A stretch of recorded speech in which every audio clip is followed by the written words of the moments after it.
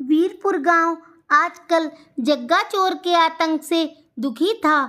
वो रोज रोज नए नए पैतरे आजमाकर सबके घरों में चोरी किया करता था। दिन पर दिन बढ़ते उसके आतंक से परेशान होकर एक दिन सारे गांव वाले मिलकर मुखिया के घर गए और बोले, मुखिया जी, इस जग्गा चोर ने तो हमें बहुत परेशान कर रखा है। हमने वर्षों से मेहनत करके जो धन संपदा इकट्ठा की थी वो उसे चुराने पे लगा हुआ है। अगर ऐसा ही रहा तो एक दिन हम गांव वाले कंगाल हो जाएंगे। हम सब बड़ी आशा से आपके पास आए हैं। आप ही कुछ ऐसा उपाय सोचो कि ये जग्गा चोर पकड़ा जाए। मुखिया ने सभी गांव वाले की बातें सुनी, फिर बोले, जैसा कि हम सब जानते हैं कि चोर जग्गा ही है, मगर उसकी चालाकी के कारण हम सब उसे पकड़ नहीं पाते हैं। इसलिए आज पूरे गांव में कोई भी व्यक्ति सोएगा नहीं, वरन सोने का नाटक करेगा। कुछ गांव वाले इधर उधर छिपके उस पर नजर रखेंगे। उस रात वैसा ही हुआ। जैसे ही जग्गा एक घर में चोरी करने के इरादे से घुसा, वहां का मालिक जाग रहा था और उसने शोर मचा दिया। शोर सुनते ही सारे गांव वाले इकट्ठा हो गए और उसे पकड़ लिया। क्रोधित गांव वाले उसे बुरी तरीके से मारने लगे। तब मुखिया उन्हें रोकते हुए बोला, हम इसे दंडित नहीं करेंगे, हम इसे नगर कोतवाल को सौंप देंगे। फिर गांव वाले ने उसके हाथ पैर बांधकर उसे एक कोठरी में बंद कर दिया। मगर जग्गा बहुत ही शातिर था। वो बड़ी ही चतुराई से भाग निकला। मगर अब वो इतना अवश्य समझ गया था कि इस गांव में दोबारा आना मुसीबत से कम ना होगा। जग्गा जिधर भी रास्ता पाया उधर की ओर दौड़ पड़ा। दौड़ते दौड़ते वो काफी दूर आ गया था। अब वो थक गया था, इसीलिए छायादार वृक्ष देखकर उसके नीचे सुस्ताने बैठ गया था। इधर कुछ देर बाद उधर से एक नौजवान गुजर रहा था। उसने पेड़ों की घनी छाया और पास में नदी देखी तो कुछ देर विश्राम करने के लिए एक पेड़ के नीचे बैठ गया। इधर पहले से बैठे हुए जग्गा की नज़र अचानक उस व्यक्ति पे पड़ी तो उसने सोचा, ये कोई मुसाफिर मालूम पड़ता है, अवश्य इसके पास कोई सामान होगा, वो इसे लूट लेगा। इस तरह से कुछ दिनों के लिए भोजन पानी की व्यवस्था हो जाएगी।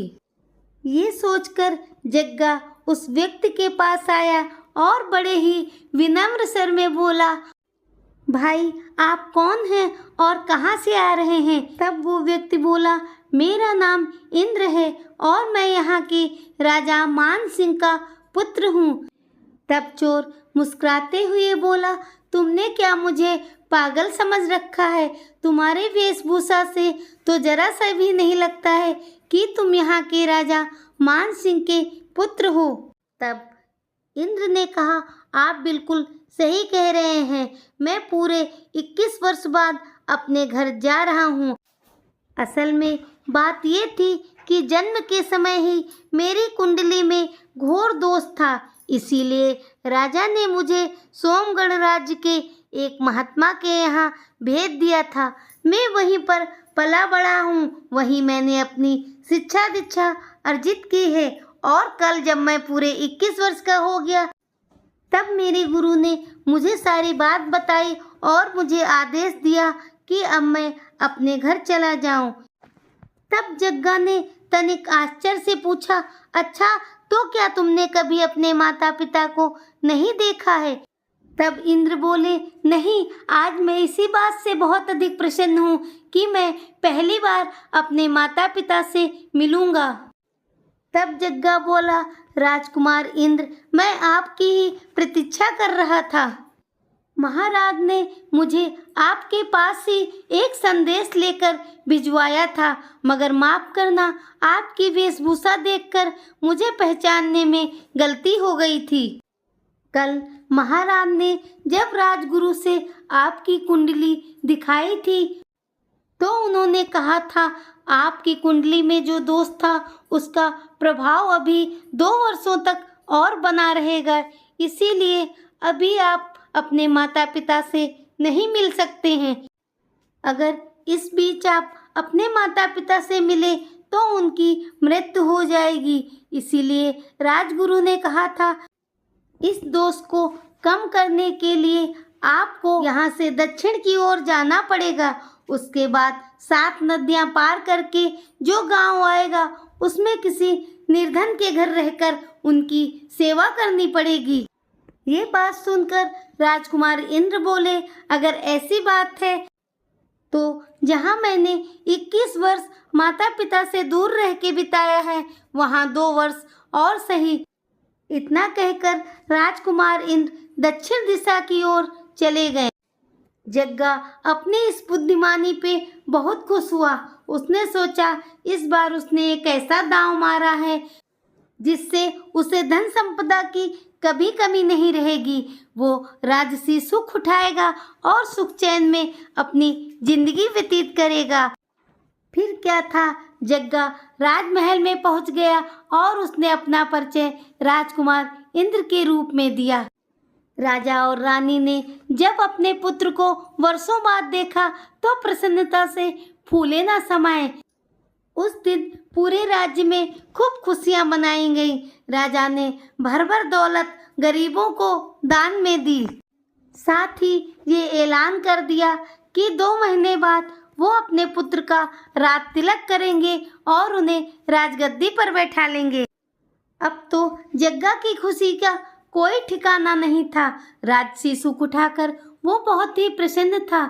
उसने मन ही मन सोच रखा था कि एक बार उसका राज तिलक हो जाए और वो राजा बन जाए।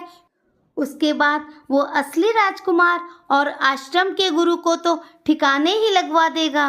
फिर तो किसी को उस पे शक नहीं होगा और इस तरह सारा भेद बन के रह जाएगा। मानसिंह राज्य का मंत्री सोमदेव एक बहुत ही बुद्धिमान व्यक्ति था। राजकुमार की क्रियाकलापों को देखकर उसे कभी कभी उस पे शक होने लगता था। वो अक्सर सोचता था कि आश्रम की गुरु को ये बात भली प्रकार पता थी कि ये एक राजकुमार हैं और इनकी परवरिश राजकुमारों जैसी होनी चाहिए थी, मगर राजकुमार इंद्र में इन सभी गुणों का अभाव था। महाराज और महारानी के आंखों में तो पुत्र मोह की पट्टी बंधी थी, इसीलिए उन्हें तो राजकुमार इंद्र में कोई दोष नजर नहीं आता था। मगर सोमदेव के मन में शंका का बीज पनप आया था, मगर वो महाराज से इस विषय में कुछ कह नहीं सकते थे। एक बार महाराज और मंत्री राज दरबार में बैठे हुए थे, तभी वहाँ वीरपुर गांव के मुखिया आए और उन्होंने महाराज से हाथ जोड़कर कहा, महाराज इस बार बारिश अच्छी नहीं हुई है। मैं चाहता हूँ सिंचाई के लिए हमारे गांव में कोई कुआं या तालाब खुदवा दिया जाए। अगर आप ऐसा करेंगे तो बहुत ही दया होगी। इसी बीच राजकुमार इंद्र जब दरबार में आए तो उनकी नज़र वीरपुर के मुखिया की ओर पड़ी। अचानक उनके चेहरे का रंग बदल गया। मुखिया जी भी राजकुमार को देखकर कुछ अचंभित हो गए। उन्होंने मंत्री जी से जब उनका परिचय जानना चाहा, तब मंत्री ने बताया कि ये हमारे राजा के पुत्र हैं और होने वाले महाराज भी हैं। इन सब बातों के बीच सोमदेव ने ध्यान से देखा कि मुखिया के चेहरे पर कुछ विचित्र भाव आ जा रहे थे। वो राजकुमार को कुछ उत्सुकता से देख रहे थे। दरबार का काम समाप्त करके जैसे ही मुखिया जी राजमहल से बाहर निकले, सोमदेव भी उनके पीछे पीछे आ गए।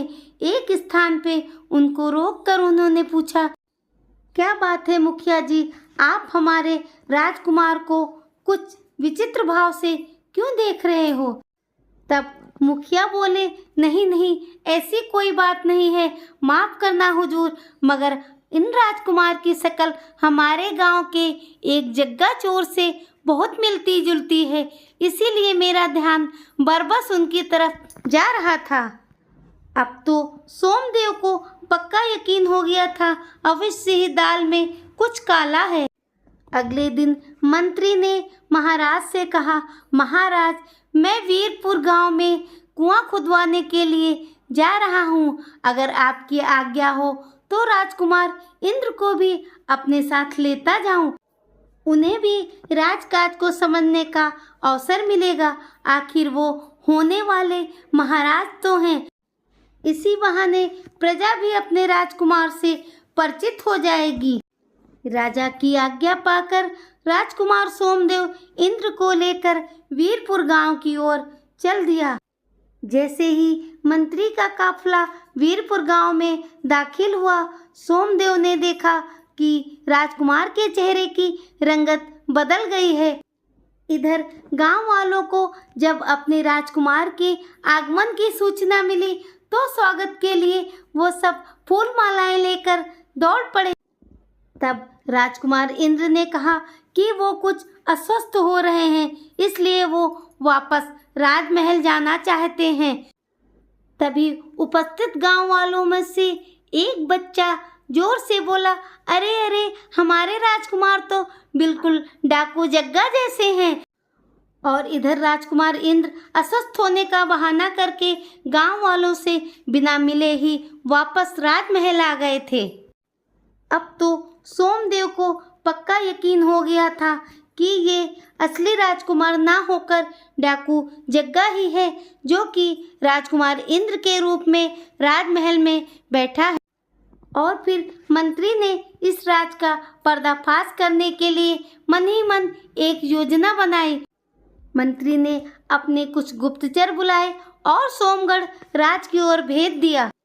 अगले दिन महाराज कुछ अस्वस्थ थे, इसीलिए वो राज दरबार में ना जाकर अपने कक्ष में विश्राम कर रहे थे।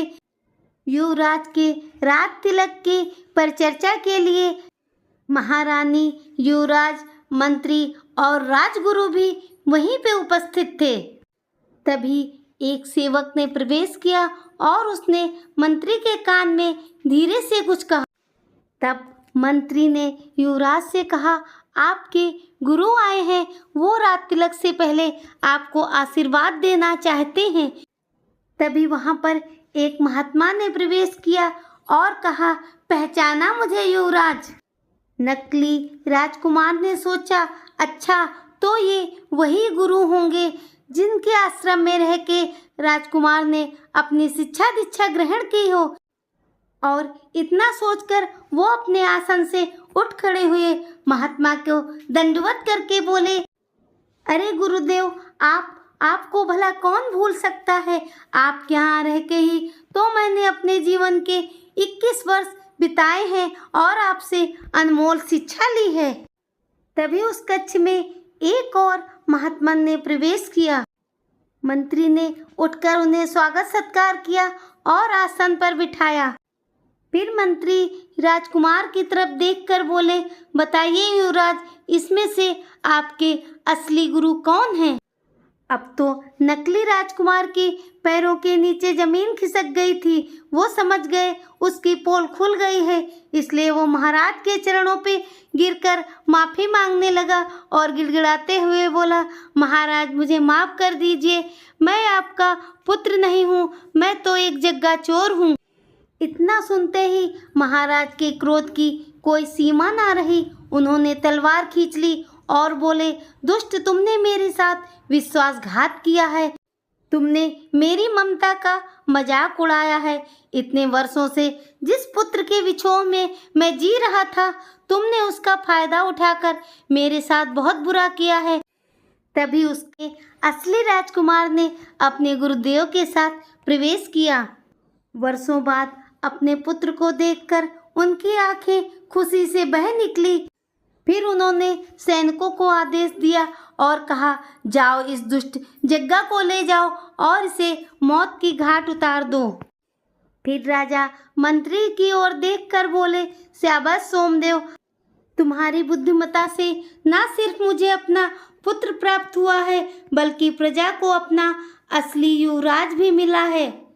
अगर तुम अपनी बुद्धिमत्ता ना दिखाते तो पता नहीं कब तक ये बहुरूपिया मेरा पुत्र बनकर मुझे ही छलता रहता और मैं अपने पुत्र से दूर ही रहता। तुम्हारे ही कारण राज्य को उनका असली युवराज मिला है।